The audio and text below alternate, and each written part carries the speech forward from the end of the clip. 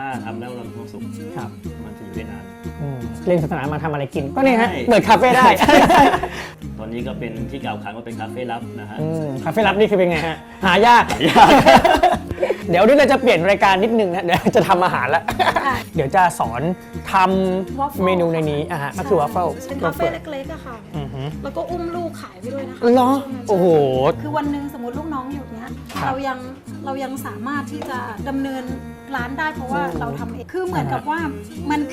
คือความชอบเนี่ยค่ะเวลาเราไปเที่ยวแล้วเรารู้สึกว่าเราได้เก็บเมนูหนึ่งของประเทศนั้นๆเนี่ยแล้วก็เอามาทำให้ลูกค้าที่ร้านทาน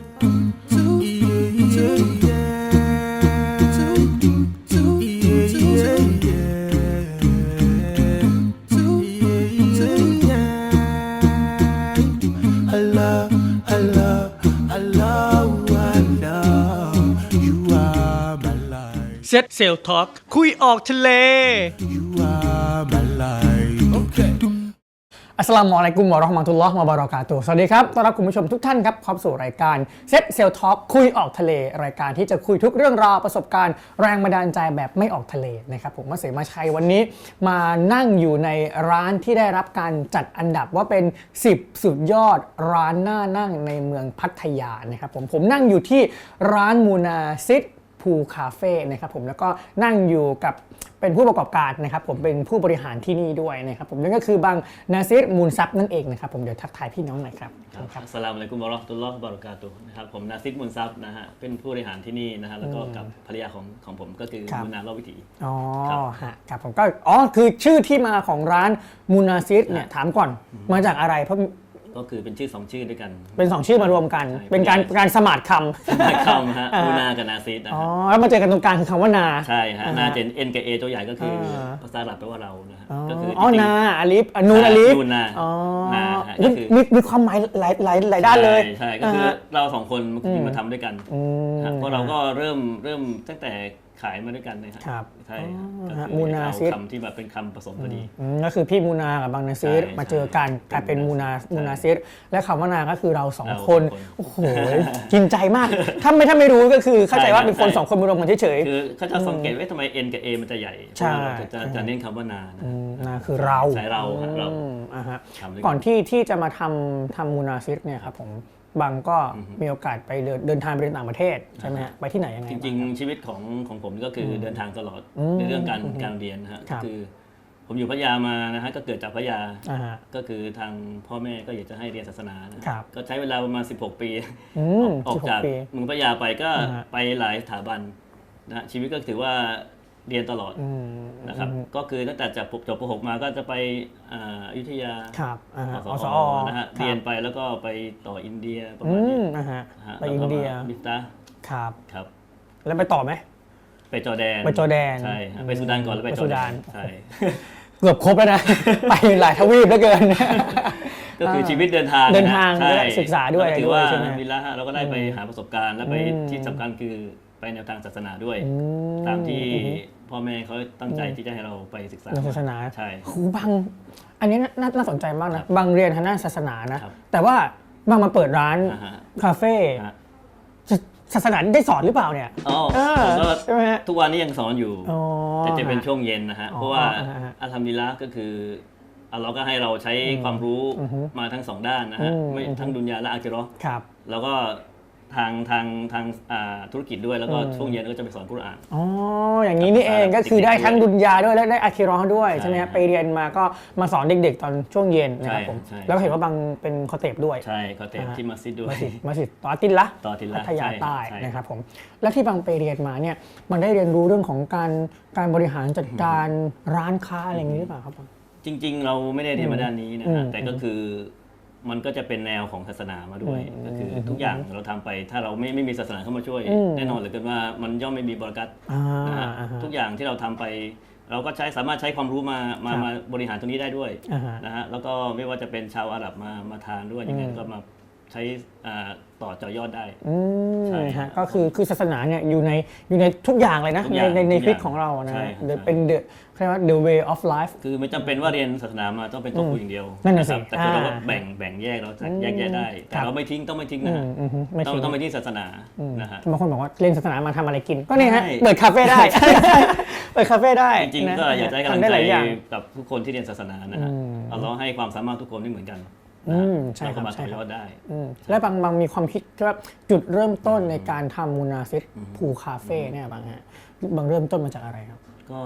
ย้อนตั้งแต่จริงๆเราเพิ่งครบรอบ11 ปีมาปีนี้นะฮะเริ่มต้นมาตั้งแต่ปี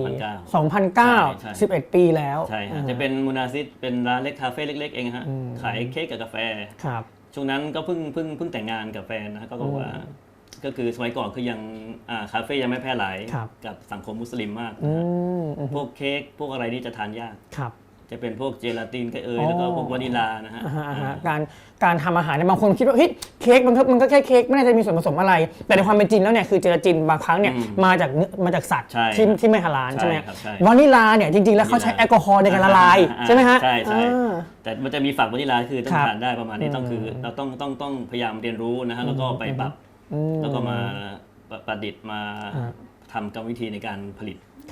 ก็คือช่วง10 ปีแรกๆยังไม่แพร่หลายเรื่องของเค้กทานยากคุยกับแฟนว่าอยากจะมีร้านฮาลาลนะแล้วเล็กๆสักร้านหนึ่งเพื่อที่จะเราเป็นเมืองท่องเที่ยวด้วยนะก็คืออยากจะมียิ่งเฉพาะเมืองพัทยานะฮะหาของที่แบบว่าสถานที่ฮาลาลยากอย่างนี้เฉพาะจะเป็นพวกแอลกอฮอล์ซะมากกว่านะฮะก็คือได้มาพบปะเพื่อนฝูงหรือว่าเป็นที่น่าเจอญาติพี่น้องมุสลิมแขกไปใครมาก็มาสามารถมีอาหารฮาลาลให้ทานใช่ไหมครับผมทีนี้คือเริ่มต้นตอนนั้นเป็นมูนาซิตพูคาเฟ่หรือยังตอนนั้นอันนั้นจะเป็นมูนาซิตคอฟฟี่แอนด์เค้กเราก็คือเราเริ่มตั้งแต่กาแฟกับเค้กเท่านั้นอ๋อคือเริ่มต้นเลยเล็กๆฮะเราก็ทำกัน2 คนสามีภรรยาทำร้านเล็ก2 คนตายาย2 คนตายายก็คือทำไปเรื่อยฮะก็แบบว่าเราก็จะมีใจรักจริงๆถามว่าใจรักไหมแรกๆเราก็ไม่เคยมีความรู้เรื่องนี้นะฮะก็คือพอเราทำไปแล้วก็รู้สึกนะมีญาติพี่น้องมามีเพื่อนฝูงมามีพี่น้องมุสลิมมาแล้วก็ได้มาทานของฮาลาลนะครับแล้วก็อัลฮัมดุลิลละห์นะที่ว่าได้ผลิตสิ่งที่ฮาลาลและมีที่เป็นฮาลาลให้เข้ามาได้พบปะกันดีกว่าวัยรุ่นไปนั่งที่อื่นนะครับพัทยารู้อยู่ว่าเป็นสถานที่ไหนบ้างเป็นสถานที่เลยแหละนะเป็นแหล่งเลยแหละทีนี้หลังจากนั้นก็คือขยับขยายมาเป็นมูนาซิตพูคาเฟ่ทำไมต้องเป็นพูคาเฟ่เราเปิด Coffee and Cake มาประมาณ6 ปีนะฮะแล้วก็คือญาติพี่น้องก็ชวนมาทำตรงที่ของเราตรงนี้อยากให้เป็นครบวงจรเป็นที่พักด้วยนะมีสระว่ายน้ำด้วยนะช่วงนั้นก็ย้ายมาตรงนี้เพราะว่าเราทำเป็นสระว่ายน้ำด้วยนะก็เลยพูก็คือสระว่ายน้ำใช่พูคาเฟ่นะ P O แล้วก็ L มี L ด้วยนะไม่ใช่พูแล้วมีพูน่ารักนะเป็นพูคาเฟ่ใช่ไหมทีนี้เอกลักษณ์ของพูที่มูนาซิตเนี่ยนะก็คือความตกแต่งที่ไม่เหมือนใครถามบ้างหน่อยว่าสไตล์การตกแต่งเนี่ยเป็นสไตล์แบบไหนก็มันก็ซึมซับมาจาก Coffee and Cake นะฮะมูนาซิตแรกเริ่มจะเป็นโทนขาวจริงๆเราก็ชอบอะไรที่เป็นไม้ๆอยู่แล้วนะชอบงานไม้ฮะแล้วก็อยากให้เป็นคาเฟ่ที่ดูแลอบอุ่นนะฮะก็คือเรา2 คนชอบอะไรที่เป็นคันทรีเราจึงเกิดมาเป็นมูนาซิตสไตล์คันทรีคอทเทจเป็นอิงก่อน English Country ประมาณนี้ใช่ก็คือตกแต่งแล้วก็ใช้ของที่เรามีอยู่บ้างแล้วก็ของที่แบบว่าเอามา DIYนะฮะสิ่งคือหลายๆอย่างนะเป็น DIY ทำนู่นเองทำนี่เองคือเวลาว่างๆก็มานั่งทำเป็นการสร้างคุณค่าให้กับสิ่งบางอย่างเนี่ยมันใช้งานไม่ได้แล้วแต่ว่ามาทำงาน DIY เนี่ยมันสามารถใช้งานได้แล้วก็มีคุณค่าเพิ่มมากขึ้นก็คืออยากจะให้ความสำคัญของสิ่งที่แบบว่าเราดูไร้ค่าแต่เวลาเรามาใช้ไม่จำเป็นต้องเอาของที่แพงนะฮะบางคนต้องของทุกอย่างต้องแพงหรือเปล่าไม่จำเป็นนะฮะเพียงแต่ว่าเราตกแต่งมาขัดฝุ่นหน่อยหรือว่ามาอัดแอปหน่อย DIY มันก็ดูดีได้ดูมีคุณค่าขึ้นมาทันทีเลยนะแล้วก็ใช้งานได้เหมือนเดิมด้วยใช่ไหมฮะทีนี้บางทำยังไงฮะให้เป็นร้านคาเฟ่ติดอันดับเป็น1 ใน 10เลยใช่ไหมคือถ้าพูดถึงพัทยาในเมืองกว้างแต่ถ้าพูดถึงพัทยาคือหลายๆคนจะมักถึงความหรูหราการพักผ่อนการท่องเที่ยวแต่มูนาซิตพูคาเฟ่เป็น1 ใน 10ร้านที่น่านั่งมีการจัดอันดับ ทำยังไงฮะก็เราก็ทำดีแล้วนะฮะเราก็ไม่ใช่ว่าจะแข่งอย่าได้เป็นที่1ที่2ที่3เรื่องอะไรนะฮะเราอยากให้เป็นที่1ในใจลูกค้ามากกว่าสิ่งนี้ก็คือก็เป็นการบริการหรือว่าเป็นสไตล์ที่เราทำมาจากใจนะฮะอันนี้ก็คือไม่ใช่เสแสร้งคือมันออกมาจากความสุขของเราทั้งสองในการที่จะว่าทำยังไงที่จะดึงดูดให้ลูกค้าได้แบบว่ามาแล้วอยากมาอีกตอนนี้ก็เป็นที่กล่าวขานว่าเป็นคาเฟ่ลับนะฮะคาเฟ่ลับนี่คือเป็นไงฮะหายากต้องขออามาฟนะฮะอาจจะหายากนิดนึงแต่ก็คืออยากจะให้ทุกคนได้มาค้นหาความลับของมูนาซิสนะครับว่ามันไม่ใช่เป็นดีแค่คาเฟ่มันมีอะไรที่มากกว่าคาเฟ่ที่เราตั้งใจที่อยากจะให้ลูกค้าไม่ว่าจะเป็นมุสลิมนะฮะชาวต่างศาสนิกให้คำว่าฮาลาลได้อัพขึ้นนะครับแล้วเป็นสิ่งที่มาตรฐานที่เราทั้งสองได้ตั้งใจนะฮะอยากให้เป็น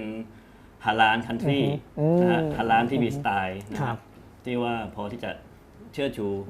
เอกลักษณ์โดดเด่นของพวกเราใช่ไหมฮะผมจะบอกว่าบรรยากาศของในร้านเนี่ยนะฮะคือตั้งแต่ข้างนอกร้านแล้วเนี่ยก็คือร่มรื่นแล้วก็เงียบสงบคือเข้ามาปุ๊บรู้สึกว่าที่นี่คือพัทยาหรือเปล่าใช่ไหมเราจะรู้สึกว่าที่นี่ค่อนข้างที่จะสงบแล้วรู้สึกว่าเข้ามาอบอุ่นเหมือนอยู่ในบ้านแล้วถ้าเข้ามาในร้านก็คือจะเห็นความแตกต่างโดดเด่นไม่เหมือนใครใช่ไหมมีเอกลักษณ์มีสไตล์เป็นของตัวเองก็คือมูนาซิสใช่ไหมคืออยากจะให้ใช้แบบชีวิตเหมือนชนบทจริงๆเราชอบอะไรที่มันโซโลไลฟ์อะฮะใช่เพราะว่าพัทยาตอนนี้มันเร่งรีบทุกอย่างโอ้ใช่ครับบางเร่งรีบมากฮะยุคสมัยนี้ก็คือผู้คนรีบเร่งเราจะให้หลุดมาถึงนี่คือแบบว่าให้อยู่บนคนละโลกนะฮะใช่ใช่ใช่คนละมิติกันเลยอย่าให้ในพัทยาก็ยังมีสิ่งที่ยังทำให้อะไรที่มันโซโลไลฟ์ให้แบบว่าสบายใจนะคุณเหนื่อยมาคุณเครียดมารถติดวุ่นวายคุณมาหลบตรงนี้ดีกว่าอย่าเป็นเหมือนบ้านคุณครับนะครับทีนี้คุยกับภรรยายากไหมบางว่าสไตล์ตรงนี้เนี่ยเราต้องทำใส่ตรงนี้นะอันนี้มาวางตรงนั้นนะอะไรเงี้ยตกลงกันยากไหมผมไม่เคยคิดแปลนเลยอ๋อคือส่งหน้าที่ให้ภรรยาไม่จริงๆไอ้เรื่องช่วยกันทาสีช่วยกันทาบางอย่างไม่เคยที่จะออกแบบแปลนมาก่อนเพราะว่ามันออกมาจากมันมาเองตามความรู้สึกตอนนั้นเองอันนี้คุณจะมีตรงนี้นะอันนี้คุณใส่ตรงนั้นแม้กระทั่งแปลนที่สร้างแล้วก็ออกแบบสดๆเลยแล้วก็ทำเลยทำมันเองทำกัน2 คนก็คือเรามาคุมงานด้วยนะฮะอันไหนทำได้ทาสีเองทาเองช่วยกันทาก็คืออันไหนที่โยกย้ายได้มุมแต่ละมุมเพื่อที่จะให้ลูกค้าไม่เบื่ออะไรอย่างเงี้ยประมาณนี้ก็ขอบอกไว้ก่อนเลยว่าคือมาร้านมูนาซิสบอกอันนี้ไม่ได้ตรงนี้นี่มาครั้งที่แล้วอันนี้อยู่มุมนู้นนี่ใช่ไหมมาครั้งนี้ทำไมอันนี้มาอยู่ตรงนั้นล่ะอะไรเงี้ยคือจะเปลี่ยนไปเรื่อยๆนะต้องบอกก่อนนะนะ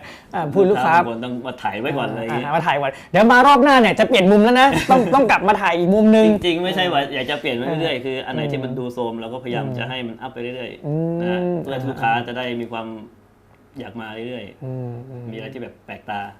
นะครับแล้วก็ปัจจุบันเนี่ยผมต้องบอกว่าโซเชียลของโลกคาเฟ่เลยนะเป็นคำว่าโลกคาเฟ่ขึ้นเยอะมากเยอะมากเลยแล้วก็บางร้านเนี่ยอยู่ได้บางร้านก็ดับไปแต่ว่ามูนาซิสเนี่ยอยู่มา11 ปีแล้วปีนี้ถ้าอยู่ปีที่11แล้วเนี่ยฮะอะไรเป็นจุดที่ทำให้เราอยู่ได้นานถึงขนาดนี้สิ่งแรกคือดูอาเลยขอดูอาเยอะๆครับก็คือต้องขอบคุณลูกค้าทุกท่านนะฮะแล้วก็ญาติพี่น้องพ่อแม่ทุกคนก็คือทุกคนดูอาอยู่ในตัวเรานะฮะแล้วก็เป็นกำลังใจที่สำคัญก็คือความตั้งใจของเราทั้งสองก็อยากจะให้มีคาเฟ่ฮาลาลที่แบบว่ายกระดับอย่างที่ผมคือเคยเกริ่นไว้ว่าอยากจะให้ยกระดับคำว่าฮาลาลใช่ให้อยู่ให้ถ้าไม่ใช่จะแข่งกับศาสนิกก็คืออยากจะให้เป็นที่ยอมรับของชาวต่างศาสนิกใช่แล้วก็ความตั้งใจความสุขนะครับเวลาทำไปแล้วรู้สึกมีความสุขผมว่าถ้าทำอะไรถ้าเราไม่มีความสุขทำไม่ได้นั่นน่ะสิบางสมมติว่าทำร้ายรู้สึกเครียดจังเลยมันก็ไม่อยากทำนะถ้าทำงานแล้วเราเครียดเราก็ทำไม่ได้ไม่นานเราบอกว่าคนที่คิดจะทำงานหรืออะไรก็คือถ้าทำแล้วเรามีความสุขมันจะอยู่ได้นานแล้วมันก็จะเป็นความสุขของเรานะฮะก็คือเหมือนทำไปก็คือมีความสุขใช่ครับทำอยู่คืออะไรที่เราจะสังเกตตัวเองได้นะว่าถ้าเราทำแล้วเรามีความสุขจะทำได้นานมากแล้วเรามาดูเวลาทำไมรู้สึกเวลามันไปเร็วเหลือเกินแต่อะไรที่เรารู้สึกแบบเราไม่อยากทำเราเบื่อเราจะทำได้ไม่นานแล้วเรารู้สึกว่าเวลาที่มันผ่านไปมันช้าเหลือเกินมันเหมือนเป็นบ้านหลังที่2ของผมมาอยู่ที่นี่เลยมาดูแลที่นี่เลยใช้ชีวิตได้ตั้งแต่เช้าเย็นก็ไปสอนหนังสืออยู่ได้เรื่อยๆเลยก็คือชีวิตก็เหมือนอยู่ครอบครัวก็เหมือนเป็นอยู่บ้านนะครับใช่ก็คือทำดีแล้วก็ได้ใช้ชีวิต อยู่กับครอบครัวด้วยอ๋อแต่ก็ดีนะเป็นธุรกิจที่ให้เวลากับครอบครัวใช่ไหมทำด้วยกันอยู่กับครอบครัวด้วยกันใช่ไหมครับถึงแม้ว่าเราไม่มีโอกาสจะพาวันเสาร์ที่ก็ต้องเปิดร้านเราก็ไม่มีโอกาสจะพาลูกไปเที่ยวไหนนะก็คือก็อยู่ตรงนี้ก็มีความสุขอยากจะให้เหมือนอยู่บ้านทีนี้ร้านมูนาซิดเนี่ยครับบางมีเมนูอะไรที่นำเสนอบ้างครับจะเป็นซิกเนเจอร์ไหมฮะเป็นซิกเนเจอร์เลยครับบางซิกเนเจอร์ของที่ร้านก็พานาคอตต้าเป็นสัญชาติอิตาลีนะฮะแล้วก็พิซซ่านะครับคาโบนาร่าอันนี้คือซิกเนเจอร์ต้องสั่งเลยก็จะมีเป็นกาแฟก็พวกมูนาซิดไวท์ช็อกโกแลตนะฮะจะมีคือจะเป็นพวกเมนูขายดีของร้านอันนี้คือสิ่งที่ใครไปใครมาต้องซื้อต้องสั่งเลยทีเดียวเป็นซิกเนเจอร์ครับผมทีนี้เมนูทั้งหมดเนี่ยเดี๋ยวจะเป็นอะไรยังไงนะฮะเดี๋ยวไปคุยกันต่อนะรู้จักแต่ร้านมูนาซิดใช่ไหมครับผมเจอแต่บางนาซิดแล้วพี่มูนาอยู่ไหนล่ะต้องขอเซอร์ไพรส์ไว้ก่อนนะจะมีอะไรอยู่ใช่ไหมทางรายการนี้พิเศษได้เลยครับผมเดี๋ยวจะไปหาพี่มูนากันนะครับผมพี่มูนามีอะไรมาฝากเราเดี๋ยวไปตามมาเลยครับตอนนี้เราก็อยู่ที่มูนาซิดพูลคาเฟ่นะครับผมแต่ว่าย้ายมุมมานิดนึงบางคนบอกว่าเอ๊ะทำไมไม่เหมือนเมื่อกี้เลยนะเมื่อกี้บางนาซิดบอกว่าส่งต่อหน้าที่มาให้ภรรยานะครับผมเดี๋ยวให้พี่มูนาได้ทักทายพี่น้องนะครับผมเดี๋ยวสลับพี่น้องนิดนึงครับสลามอะลัยกุมวะเราะห์มะตุลลอฮิวะบะเราะกาตุฮ์มูนาเราวิถีค่ะครับผมพี่มูนานะครับขออนุญาตเรียกพี่มูนานะเมื่อกี้รู้แล้วว่าที่มาของมูนาซิดคืออะไรใช่ไหมฮะก็คือพี่มูนากับบางนาซิดมาเจอกันตรงกลางก็ใครเป็นคำว่านาที่แปลว่าเรานักทำกัน2คนตายายอย่างนี้นะทีนี้เนี่ยระหว่างนี้เนี่ยเขาบอกว่าเมนูขึ้นชื่อของมูนาซิดเนี่ยมีเยอะมากใช่ไหมฮะมีขายดีเลยแบบว่าเป็นเทน้ำเทท่าเลยคืออะไรบ้างครับซิกเนเจอร์จะเป็นพานาคอตต้านี่ขายดีมากนะครับแล้วก็เมนูอาหารส่วนใหญ่เนี่ยทำไมถึงไม่มีข้าวครับเพราะอะไรคือเหมือนเราคุยกันแล้วค่ะว่าข้าวมันเป็นเมนูที่เรากินกันทุกวันก็คือเหมือนแบบอยากให้พิเศษนิดนึงก็คือว่าใครนึกถึงมูนาซิดถ้าไม่อยากกินข้าวก็มาทานที่เราได้มีหลากหลายใช่ไหมครับผมแล้วก็เห็นว่าสูตรอาหารบางสูตรขนมบางสูตรเนี่ยต้องไปเรียนเองถึงต่างประเทศคือเหมือนกับว่ามันคือความชอบเนี้ยค่ะเวลาเราไปเที่ยวแล้วเรารู้สึกว่าเราได้เก็บเมนูหนึ่งของประเทศนั้นๆเนี่ยแล้วก็เอามาทำให้ลูกค้าที่ร้านทานก็รู้สึกแบบมีความสุขอะไรอย่างเงี้ยฮะยกตัวอย่างเช่นอย่างเช่นตอนจะเป็นดัชแพนเค้กอันนี้ก็คือไปดัชคือเนเธอร์แลนด์เนเธอร์แลนด์ก็คือไปเรียนไปทำแบบเรียกว่าออริจินอลของเขามาเลยใช่ไปเรียนกับครูที่เป็นแบบออริจินอลเลยเขาก็จะเรียกว่า traditional Dutch pancake ใช่คือแบบเป็นสูตรดั้งเดิมของเขาเลยอะไรอย่างเงี้ยค่ะก็คือถ้าคุณผู้ชมบอกว่าช่วงนี้เดินทางไม่ได้ไปไหนไม่ได้ใช่ไหมฮะอยากจะทานแพนเค้กใช่ไหมฮะก็มาทานที่นี่ได้นะครับผมมีทุกวันใช่ไหมครับทำทุกวันนะฮะทำทุกวันทานได้ทุกวันนะครับแล้วก็เห็นบอกว่าพานาคอตต้าเนี่ยสูตรของตัวเองเลยใช่ก็คือเราแบบมีการเหมือนเราศึกษาด้วยตัวเองนะคะแล้วก็ปรับไปเรื่อยๆจนเราพอใจก็กลายเป็นสูตรที่เป็นมูนาซิดที่เป็นพานาคอตต้าที่ทานที่ไหนไม่เหมือนไม่แน่ใจแต่ก็คือมันมาจากเรานะแล้วก็ในระหว่างนี้เนี่ยที่เราคุยกันเนี่ยพี่มาบอกว่าเดี๋ยวจะสอนทำเมนูในนี้ก็คือวอฟเฟิลที่นี่เป็นวอฟเฟิลแบบไหนโซนไหนยังไงกรอบนอกนุ่มในกรอบนอกนุ่มในก็คือเหมือนว่าคนที่บ้านสามารถทำทานกันเองได้ทำง่ายๆเลยใช่ไหมมันไม่ยากแสดงว่าวันนี้เนี่ยถ้าคุณผู้ชมสามารถทำตามก็คือสามารถทำทานที่บ้านได้เลยแต่ว่าถ้าบอกว่าไม่ถนัดทำมาที่นี่มาทานที่นี่นะเดี๋ยวเราจะเปลี่ยนรายการนิดนึงนะเดี๋ยวจะทำอาหารแล้วเราจะเปลี่ยนรายการเป็นรายการทำอาหารให้พี่มินาบอกแล้วผมจะทำไปเรื่อยๆนะระหว่างทำไปแล้วก็จะคุยกันนะอันนี้เป็นที่นี่เมนูชื่อว่าอะไรนะฮะตัวนี้ที่ทำจะเป็น waffle mix fruit ค่ะแต่ waffle เราสามารถทำทั้งคาวทั้งหวานได้ทำได้หมดทำอาหารคาวได้ด้วยเหรอได้ก็จะมี waffle carbonara โอ้จริงเหรอใช่ค่ะแล้วก็ waffle hot dog ก็จะขายดีมากอันนี้คือเริ่มต้นจากที่ร้านนี้ใช่คือบางคนก็ถามว่ามันเข้ากันไหมแต่ว่าก็ต้องลองดูต้องมาลองดูว่ามันจะเป็นยังไงใช่ไหมฮะปกติเคยได้ยินแต่ว่า waffle ทานแต่หวานอย่างเดียวแต่มาลองทานกับของคาวก็คือเป็นอาหารหลักได้ทานตอนเช้าตอนกลางวันได้หมดเลยนะขออนุญาตเริ่มต้นจากอะไรดีครับผมเดี๋ยวมาใส่แป้งก่อนใส่แป้งอันนี้คือแป้งนะครับผมอันนี้เป็นแป้งโดยเฉพาะใช่ไหมครับผมอันนี้จะมีผงฟูแล้วก็เกลือผสมอันนี้คือพี่ใส่เองอยู่แล้วใส่หมดเลยเหรอโอ้โหเยอะมากอันนี้พี่คำนวณสูตรมาแล้วอุ๊บไม่เป็นไรค่ะไม่เป็นไร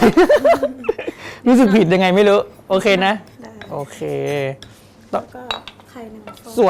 ส่วนใหญ่เนี่ยอาหา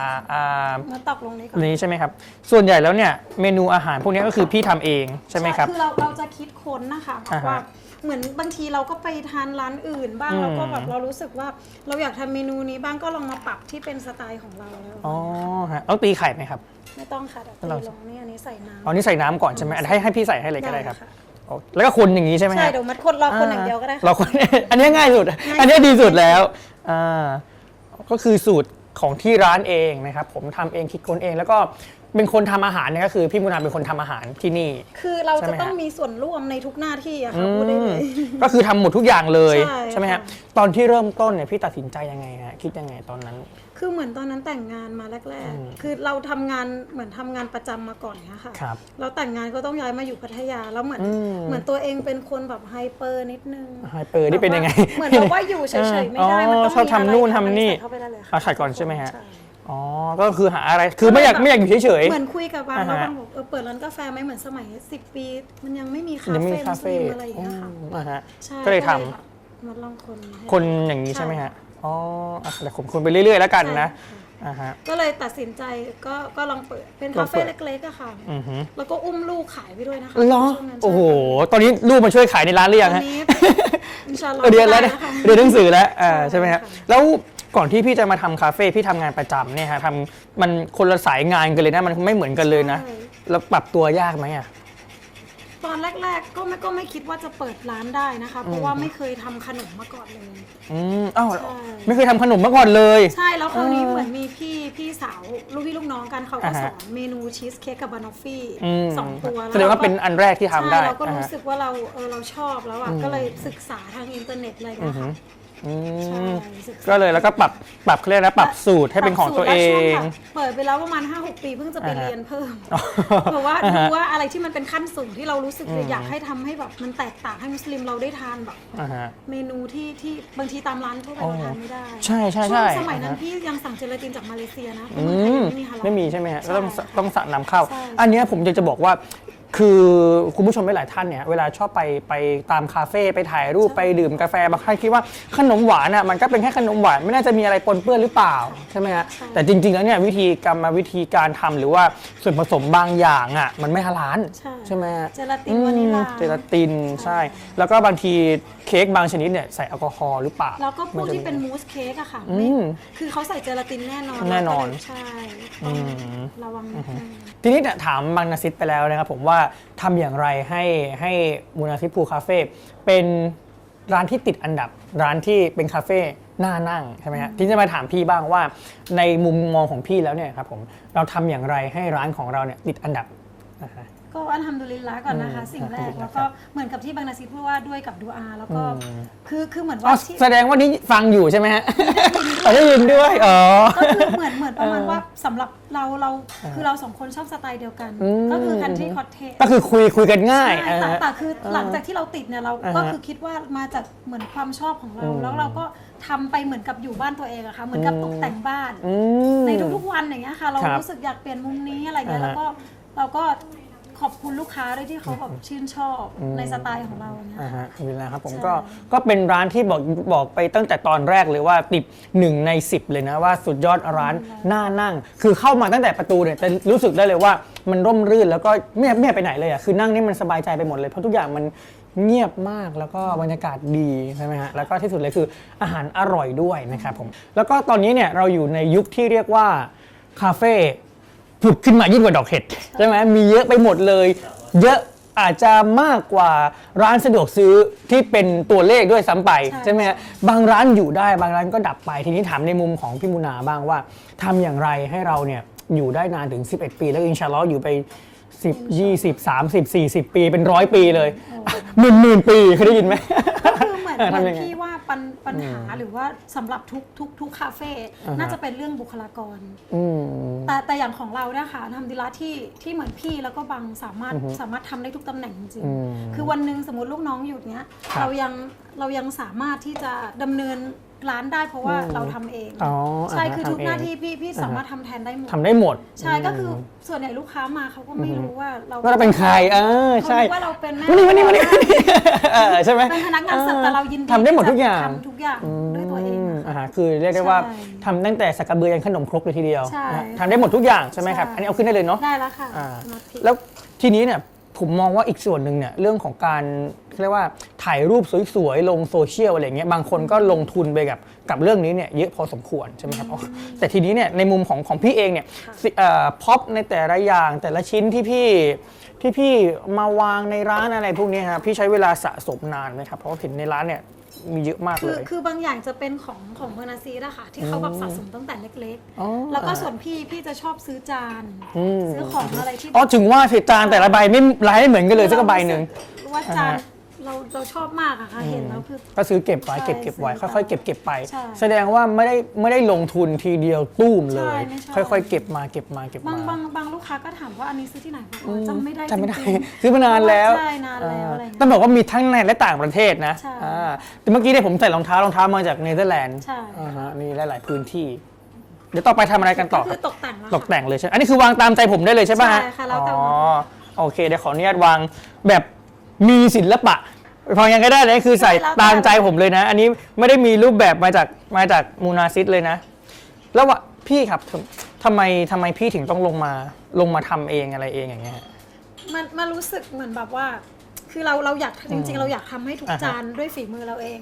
ม ก็คือเราเลยขอมีส่วนร่วมบางทีเราได้ควบคุมหรือเราได้ลงมือทำเองเราก็มันเหนื่อยนะ แต่มันก็รู้สึกแบบแฮปปี้อะไรเงี้ยค่ะ แล้วปัญหาเคยเจอไหมเคยเหนื่อยเคยท้ออะไรอย่างงี้ไหมฮะ ก็มีแบบคือพี่จะชอบเครียดเวลาลูกค้าเข้าพร้อมกันหลายๆ โอ้ แล้วเรารู้สึกเราอยากให้เขาได้ทานแบบเร็วไม่ต้องรอนานอะไรเงี้ยค่ะ ก็เลยแบบก็จะเป็นความกังวลนิดนึงว่าเราจะช้าไหม จะทำให้เขาทันไหมอะไรอย่างงี้ใช่ไหมครับผม ก็คือหลักการของพี่คิดว่าเราพยายามทำทุกอย่างให้ดีที่สุด คือเหมือนเราเสิร์ฟลูกค้าก็ทำเหมือนกับเราเสิร์ฟให้ลูกเราเองให้คนในครอบครัว แล้วก็ความอดทนคือสิ่งที่สำคัญนะคะ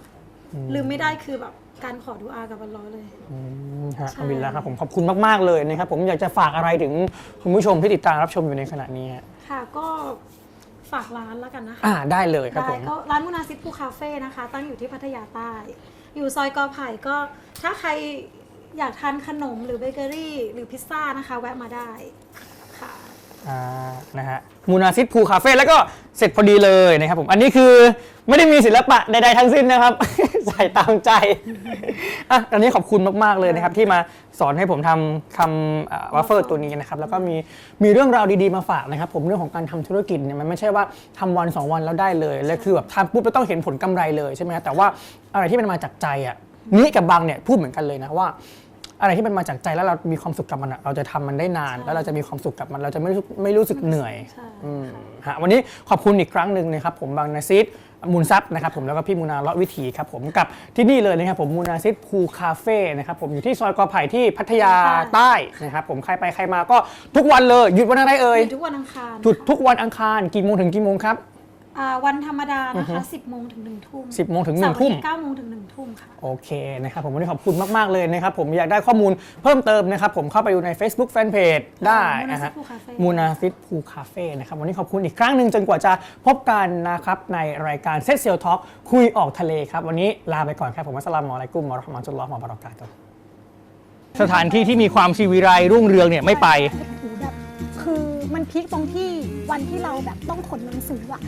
โหมันแบบมันทัชมากเลยไปที่ประเทศอินเดีย ไปอินเดียเลย ใช่ มันจะเป็นพื้นที่ป่าที่สำหรับคนที่แบบทิ้งเรื่องธรรมชาติเข้าไป เฮ้ยมันอันตรายนะไปคนเดียวนั่งรถไฟระวังข่มขืนเพื่อนก็งงๆแบบนึกว่าเราเป็นผีคือสิ่งที่เรารู้สึกว่าชีวิตการ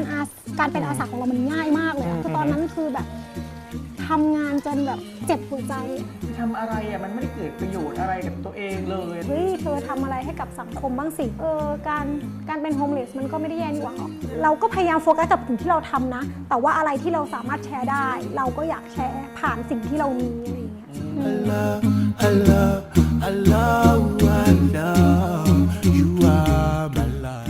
เซตเซลท็อกคุยออกทะเล